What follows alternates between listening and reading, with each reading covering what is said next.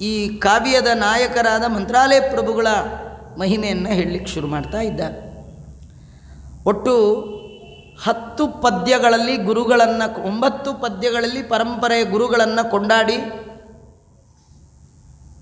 9 ಮತ್ತು 10ನೇ ಪದ್ಯದಲ್ಲಿ ಆಶ್ರಮ ಗುರುಗಳನ್ನು ಕೊಂಡಾಡಿ 11ನೇ ಪದ್ಯದಲ್ಲಿ ಮಂತ್ರಾಲಯ ಪ್ರಭುಗಳ ಮಹಿಮೆ, ಮುಂದೆಲ್ಲ ಅವರ ಗ್ರಂಥಗಳು, ಅವರ ಮಹಿಮೆ ಅದನ್ನೆಲ್ಲ ಕೊಂಡಾಡ್ತಾ ಇದ್ದಾರೆ. ಅಲ್ಲ, ಎಲ್ಲ ಸರಿ, ನೀವು ರಚನೆ ಮಾಡುವಂಥ ಈ ಕಾವ್ಯಕ್ಕೆ, ಸ್ತೋತ್ರಕ್ಕೆ ಮಂತ್ರಾಲಯ ಪ್ರಭುಗಳನ್ನೇ ನಾಯಕರನ್ನಾಗಿ ಆಯ್ಕೆ ಮಾಡಿಕೊಂಡು ಅವರನ್ನು ಭಾರಿ ಕೊಂಡಾಡ್ತಾ ಇದ್ದೀರಲ್ಲ, ಏನು ಪ್ರಯೋಜನ? ರಾಯನನ್ನು ಕೊಂಡಾಡೋದ್ರಿಂದ ನಿಮಗೇನು ಲಾಭ ಅಂತ ಕೇಳಿದ್ರೆ ಅವ್ರು ಹೇಳ್ತಾರೆ, ನಂಗಲ್ಲ, ಮನುಕುಲಕ್ಕೆ ಏನು ಲಾಭ ಅದನ್ನು ಹೇಳ್ತೀನಿ. ಇಡೀ ಮಾನವರಿಗೆ, ಇಡೀ ಸಜ್ಜನ ಸಮುದಾಯಕ್ಕೆ ಮಂತ್ರಾಲಯ ಪ್ರಭುಗಳಂಥ ಮಹಾನುಭಾವರ ಕೊಂಡಾಡೋದ್ರಿಂದ ಏನು ಸಿಗುತ್ತೆ? ಏನಿಲ್ಲ. ಪುರುಷಾರ್ಥಗಳು ಅಂತೇನಿದೆ, ಧರ್ಮ, ಅರ್ಥ, ಕಾಮ, ಮೋಕ್ಷ ಅನ್ನುವಂಥ ಚತುರ್ವಿಧ ಫಲದ ಪುರುಷಾರ್ಥಗಳೇನಿದೆ, ಇದು ನಿಮಗೆ ಸುಲಭವಾಗಿ ಪಡಿಬೇಕು ಅಂತ ಆಸೆ ಇದ್ದರೆ ಇವ್ರ ಕಾಲು ಹಿಡೀರಿ ಅಂತ. ಮಂದ ಭಾಗ್ಯರಿಗೆ ದೊರೆಯದಿವರ ಸೇವಾ, ಬೃಂದಾವನಗತ ಮೃತ್ತಿಗೆ ಜಲಪಾನ, ಮುಕ್ತಿಗೆ ಸೋಪಾನ. ಇಲ್ಲಿ ನೋಡಿ, ಯಾವ ಜಾತಿ ಜನಾಂಗ ಶಬ್ದವೇ ಇಲ್ಲ, ಯಾರು ಪಾದೋದಕ ಕುಡಿದ್ರೂ ಸಾಕು. ಬೃಂದಾವನಗತ ಮೃತ್ತಿಕೆ ಜಲಪಾನ, ಮೃತ್ತಿಕೆಗೆ ಜಲ ಹಾಕ್ಕೊಂಡು ಪಾನ ಮಾಡಿದ್ರು ಅದು ಒಂದು, ಮೃತ್ತಿಕಾ ಬೃಂದಾವನದ ಜಲಪಾನ ಮಾಡಿದರೂ ಆಗ್ಬೋದು. ಮೇಲೆ ಮೃತ್ತಿಕೆ ಇದ್ದು ಒಳಗೆ ಕೂತಂಥ ಮೂಲ ಬೃಂದಾವನದ ಪಾದುಕ ಆಗಬಹುದು. ಇದು ಎಲ್ಲ ಬಿಟ್ಟು ಮುಂದೆ ಅಪ್ಪಣ್ಣಾಚಾರ್ಯ ಇಂದೂ ಹೋಗ್ತಾರೆ. ಮೃತ್ತಿಕೆ ಇಲ್ಲ, ಬೃಂದಾವನ ಇಲ್ಲ, ಏನಿಲ್ಲ, ನಿಮ್ಮ ಕೈಯಲ್ಲಿ ನೀರು ಹಾಕ್ಕೊಂಡು ರಾಘವೇಂದ್ರ ಎನ್ಮ ಅಂತ ಕುಡಿದ್ರೂ ಸಾಕಂತ. ಯಪ್ಪಿಬೇ ಜಲಮೇತೇನ ಸ್ತೋತ್ರೇಣೈವಾಭಿಮಂತ್ರಿತಂ. ರಾಯರ ಸ್ತೋತ್ರ ಹೇಳಿ ಕೈಯಲ್ಲಿ ನೀರು ಹಾಕ್ಕೊಂಡು ಕುಡಿದ್ರೆ ಕುಕ್ಷಿಗತಾ ದೋಷಾ ಸರ್ವೇ ನಶ್ಯಂತಿ ತತ್ಕ್ಷಣಾತಂತ. ಎಂಥ ಆಶ್ಚರ್ಯ ರೀ! ಇದನ್ನು ಅನುಭವಿಸಿದವರು, ರಾಯರ ಪರಮಾನುಗ್ರಹಕ್ಕೆ ಪಾತ್ರರಾದ ಅಪ್ಪಣ್ಣಾಚಾರ್ಯರು ತಮ್ಮ ಅನುಭವಗಳನ್ನು ಈ ರೀತಿ ಹಂಚಿಕೊಳ್ತಾ ಇದ್ದಾರೆ. ವಾದೀಂದ್ರ ತೀರ್ಥರು ಹೇಳ್ತಾರೆ, ನಿಮಗೆ ಧರ್ಮ ಬೇಕಾ? ಯಾವುದು ಧರ್ಮ, ಯಾವುದು ಅಧರ್ಮ, ಯಾವುದು ಮಾಡಬೇಕು, ಯಾವುದು ಜೀವನದಲ್ಲಿ ಮಾಡಬಾರ್ದು, ಇದರ ಅರಿವು ಬೇಕಾ? ರಾಯರು ನಡೀರಿ. ರಾಯರು ನಿಮಗೆ ತಿಳಿಸ್ತಾರೆ. ನೀವು ರಾಯರ ಭಕ್ತರಾಗ್ರಿ, ರಾಯರ ಮಠಕ್ಕೆ ಹೋಗ್ತಾ ಇರ್ರಿ, ಅವ್ರು ತಿಳಿಸ್ತಾರೆ. ಹೇಗೆ? ಮೇಲ್ ಪ್ರವಚನ ಅಂತ ಮಾಡಿಸ್ತಾರೆ, ಏನೋ ಹೇಳ್ತಾ ಇರ್ತಾರೆ, ಸುಮ್ಮನೆ ಹೋಗ್ತಾರೆ. ನಿಮಗೆ ಎಲ್ಲ ಅರ್ಥ ಆಗಬೇಕಂತಿಲ್ಲ, ಹೋಗೋದು ಮೊದಲು ಪ್ರಾಕ್ಟೀಸ್ ಮಾಡಿ. ಮಕ್ಕಳಿಗೆ ಮೊದಲು ಯಾವ ಮಾಂಟಸರಿ, ಬೇಬಿ ಸರಿ, ಅವೇನೋ ಸರಿಗಳೆಲ್ಲ ಇದೆಯಲ್ಲ, ಯಾಕೆ ಕಳಿಸ್ತಾರೆ ಗೊತ್ತಾ? IASಗೆ ಅನುಕೂಲ ಆಗುತ್ತಾ ಆಚಾರ್ಯ ಅಂತ ಯಾರು ಕಳಿಸ್ತಾರ? ಏನಿಲ್ಲ ರೀ, ಮೊದಲು ಸ್ಕೂಲ್ಗೆ ಹೋಗೋದು ಅಭ್ಯಾಸ ಮಾಡಿಕೊಳ್ಳಿ ಅಂತ. ಅಲ್ಲಿ ಹೋಗಿ ಏನು ದೊಡ್ಡ ಎಕ್ಸಾಮ್ ಬರೆದು ತೊಗೊಂಡು ಬರಲ್ಲ, ಅವೇನೋ ಆದರೂ ಕಳಿಸ್ತಾರೆ. ಹಾಗೆ ನಾವು ಯಾಕೆ ಬರ್ತೀವಿ ಅಂದ್ರೇನು ಭಾರಿ ಎಲ್ಲ ಉದ್ಧಾರ ಅವೆಲ್ಲ ನೀವು ಮೊದಲು ಬರೋದು ಅಭ್ಯಾಸ ಮಾಡಿರಿ. ಬರ್ತಾ ಬರ್ತಾ ಬರ್ತಾ ಬರ್ತಾ ಒಂದಿನ ರಾಯರೇ ನಮ್ಮನ್ನು ತಿದ್ದುತ್ತಾರೆ, ತಿದ್ದಿ ಶುದ್ಧರನ್ನಾಗಿ ಮಾಡ್ತಾರೆ. ಇಲ್ಲ ಒಂದೇ ದಿನಕ್ಕಾಗುವಂಥದ್ದು, ಒಂದೇ ಜನ್ಮಕ್ಕಾಗುವಂಥದ್ದಲ್ಲ ಇದು. ನಿಮಗೆ ಅರ್ಥ ಬೇಕಾ, ಸಂಪತ್ತು ಬೇಕಾ? ರಾಯರು ನಡೀರಿ. ಅಪೇಕ್ಷಿತ ಪ್ರದಾತಾನ್ಯೋ ರಾಘವೇಂದ್ರಾನ್ ನ ವಿದ್ಯತೆ. ನಿಮ್ಮ ಕಾಮನೆಗಳೆಲ್ಲ ಪೂರ್ಣ ಆಗಬೇಕಾ? ಬನ್ನಿ ರಾಯರು ಹಿಡೀರಿ, ಎಲ್ಲ ಕಾಮನೆಗಳನ್ನು ಪೂರ್ಣ ಮಾಡ್ತಾರೆ. ಇಷ್ಟು ಯಾಕೆ? ಮೋಕ್ಷ ಬೇಕಾ? ಬನ್ನಿ ಅಂತ ರಾಯರ ಹತ್ರ ಬನ್ನಿ. ಆಚಾರ್ಯ ಮೋಕ್ಷ ಕೊಡ್ತಾರೆ. ಓ ಹೇಗೆ? ನೇರ ಕೊಡಲ್ಲ, ಜ್ಞಾನ ಕೊಡ್ತಾರೆ. ಜ್ಞಾನದಿಂದ ಏನು ಬರುತ್ತೆ? ಭಕ್ತಿ. ಭಕ್ತಿಯಿಂದ ಏನು ಬರುತ್ತೆ? ವೈರಾಗ್ಯ. ಅದರಿಂದ ಏನು ಸಿಗುತ್ತೆ? ಭಗವಂತನ ಅನುಗ್ರಹ. ದೇವರು ಕೊಡುವ ಮೋಕ್ಷಕ್ಕೆ ಕಾರಣ ಆಗುವ ಜ್ಞಾನ, ಭಕ್ತಿ, ವೈರಾಗ್ಯಾದಿಗಳನ್ನು ಕೊಟ್ಟು ಪರಂಪರೆಯ ಮೋಕ್ಷ ಕೊಡುವ ತಾಕತ್ತು ಯಾರಿಗಿದೆ? ರಾಯರಿಗಿದೆ.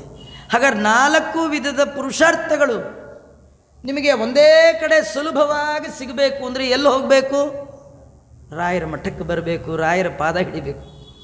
ಅದನ್ನು ವಾದೀಂದ್ರ ತೀರ್ಥರು ಬಹುವಾಗಿ ಸುಂದರವಾಗಿ ಒಂದು ಶ್ಲೋಕದಲ್ಲಿ ವರ್ಣನೆ ಮಾಡಿ, ನಾನು ಅದಕ್ಕಾಗಿ ಈ ಕಾವ್ಯದ ನಾಯಕರನ್ನಾಗಿ ಮಂತ್ರಾಲಯ ಪ್ರಭುಗಳನ್ನು ಆಯ್ಕೆ ಮಾಡಿಕೊಂಡು ಅವರ ಸ್ತೋತ್ರ ಮಾಡ್ತೇನೆ. ಅವರಂತಾರೆ, ಯೋಗೋ ಯ ಕರ್ಮನಾಮ ಕವಿಭಿರಭಿಹಿತೋ ಯಶ್ಚ ವಿಜ್ಞಾನ ಸಂಜ್ಞಾ ಶಕ್ತೋ ನಾ ಸಿದ್ಧಕಾಯ ತನುಮತಿರನಯೋ ತಾವದಾವರ್ಜನೇಹಂ ಯಶ್ಚೋಪಾಯೈರುಪೇಯಃ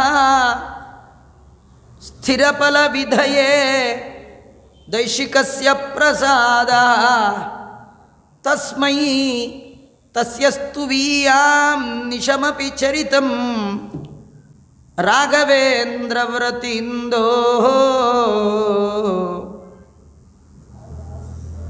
ಅನಿಶಮಪಿ ಸ್ತುವೀಯ. ಹಗಲು ರಾತ್ರಿ ಅನ್ನದೇ ಸ್ತೋತ್ರ ಮಾಡಲಿಕ್ಕೆ ಯೋಗ್ಯವಾದ ಚರಿತ್ರೆ ಯಾರ್ದದು?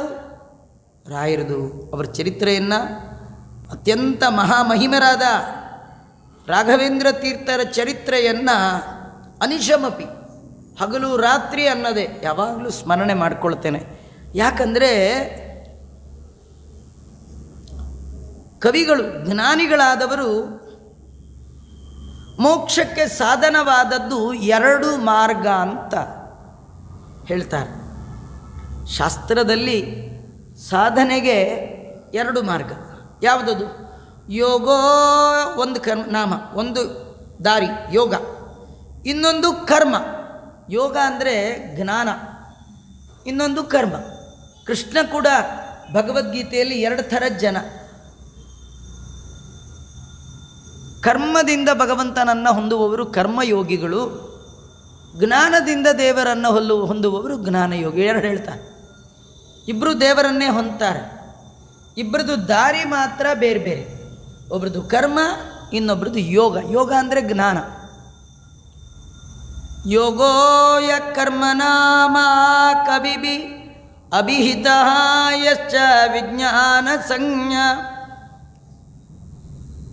ವಿಜ್ಞಾನ ಅನ್ನುವ ಹೆಸರಿನ ಮೋಕ್ಷವನ್ನು ಹೊಂದಬೇಕಾದರೆ ಜ್ಞಾನಿಗಳು ಹೇಳಿದ್ದು ಎರಡು ಮಾರ್ಗ, ಒಂದು ಕರ್ಮ ಮಾರ್ಗ, ಮತ್ತೊಂದು ಯೋಗ ಮಾರ್ಗ. ಆದರೆ ಆ ಎರಡು ಮಾರ್ಗಕ್ಕೂ ನಾವೆಲ್ಲ ಅನ್ಫಿಟ್ ಅಂತ.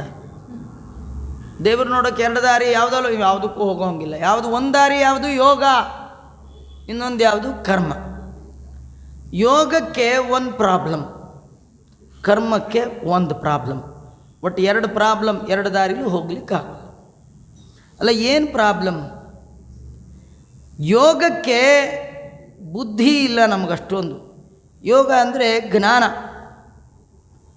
ನಮಗೆ ಭಗವಂತನನ್ನು ತಿಳಿದುಕೊಳ್ಳಲಿಕ್ಕೆ ಬೇಕಾದ ಜ್ಞಾನ ಮಾರ್ಗ ಇದೆಯಲ್ಲ, ಅಷ್ಟು ಸುಲಭ ಇಲ್ಲ ಅದು.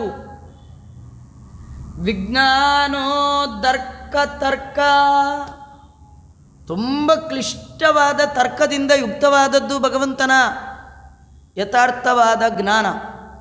ಅಷ್ಟು ತರ್ಕ ಮಾಡುವ ಮತಿ, ಬುದ್ಧಿ, ಸಾಮರ್ಥ್ಯ ಅದು ನಮಗಿಲ್ಲ. ಹೋಗಲಿ, ಬೇಡ ಬಿಡಿ, ಬುದ್ಧಿ ಇಲ್ಲದೆ ಇದ್ರೇನು, ಕರ್ಮ ಮಾಡಿ. ಶಕ್ತೋ ನಾ, ಯಾಕೆ? ಅಸಿದ್ಧಕಾಯ, ನನ್ನ ದೇಹ ರೆಡಿಗಿಲ್ಲ ಅಂತ.